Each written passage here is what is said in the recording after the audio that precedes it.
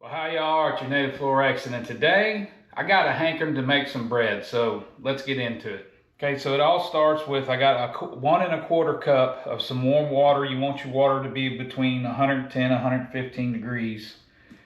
To that, I'm gonna add 1 tablespoon of salt. Then we're gonna add 1 tablespoon of brown sugar. This will give our bread just a little bit of sweetness. Next, I'm gonna add, this is rapid rise yeast with dough enhancer. I'm gonna add the whole packet to it. And what we're gonna do is bloom our yeast in this mixture. So we're gonna stir this up, get all that salt and sugar dissolved, and then I'll show you what it looks like when the yeast blooms. All right, so while we're waiting for our yeast to bloom, I got me a bowl. I got my strainer here because I don't have a sifter. And I got 3 cups of all-purpose flour. We're just gonna sift it through our strainer here into our mixing bowl that we're gonna mix everything up in. It takes a little time, but whenever you're making bread, you wanna make sure you don't have any nasty clumps. All right, so we've let our yeast set 5 or 10 minutes. You can see how it's bloomed up. I'm just gonna make a well in our flour and pour this down in there. And I'm just gonna mix it in until we start getting a dough ball formed.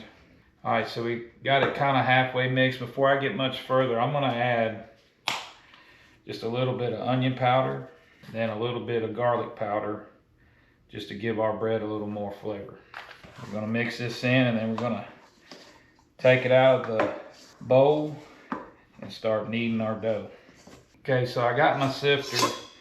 I'm just gonna sift this out. Some flour here on the countertop for us to knead this dough. Take and roll our dough out onto there.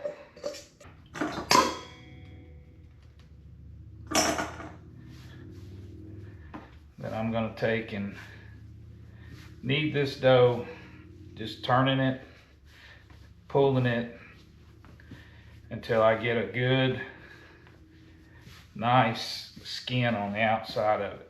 So I'm gonna keep going on kneading this. So you see me pulling that flour in there.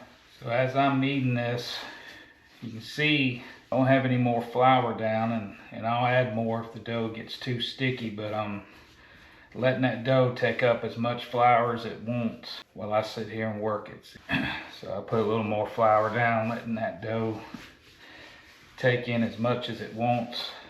You know, you measure your water, but different climates, different places all have a part to play in.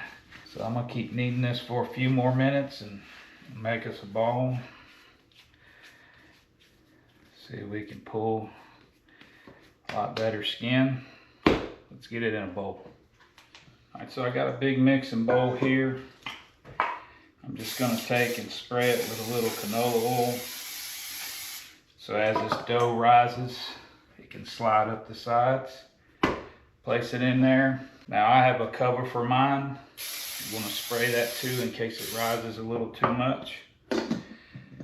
Put that on there. Now if you don't have a bowl with a cover, you can just use regular plastic wrap. You just might spray the top of it with a little bit of oil. That'll keep it from sticking to your plastic wrap. Now you're going to want to place that somewhere in your house that stays pretty warm.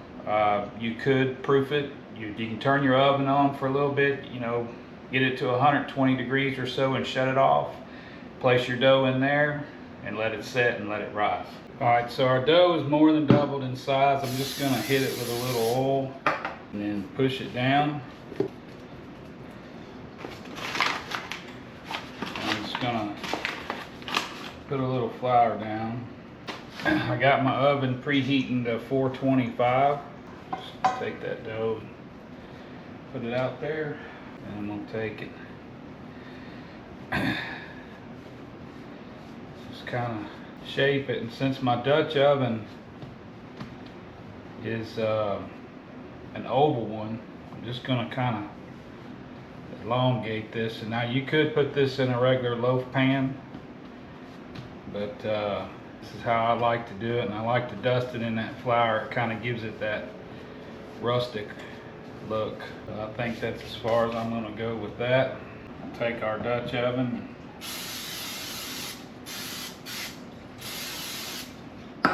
spray it with a little non-stick spray. Place our loaf in there. Take some scissors,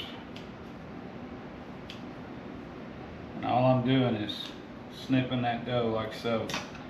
I'm gonna put our lid on it, put it in the oven at 425 for 30 minutes. Then we'll remove the lid and keep cooking it another 15-20 minutes or until it builds a nice GBD on top. Alrighty, that's 30 minutes.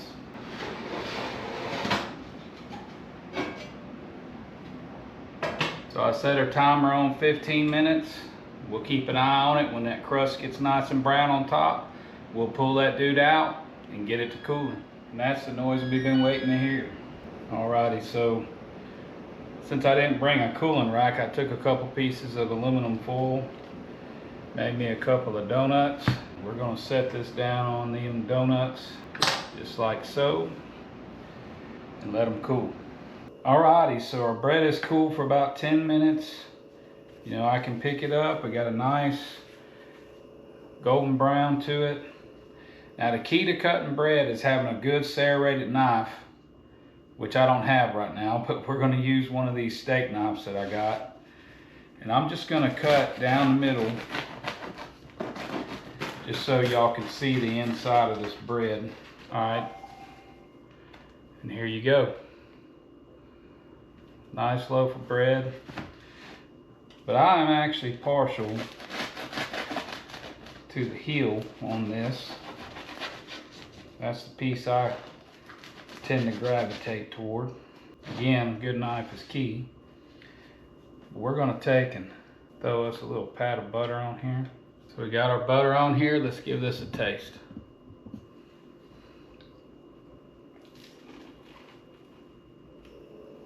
Man, it's good. That crust has got that good chew to it. Man, that's really good. So one of the things we like to do with this, slice it about a 1/2 inch thick or so. Take this bread and then toast it. And then we use it to dip when we make our seafood in our can cooker. Makes good bread to sop up all that goodness. So again, folks, not real hard to do. Simple thing to try. Yeah, it does take time because you gotta let the dough rest and all that kind of stuff, but makes some really good rustic eating bread. Hope you get a chance to try it. Thanks for watching. We'll see you on the next one.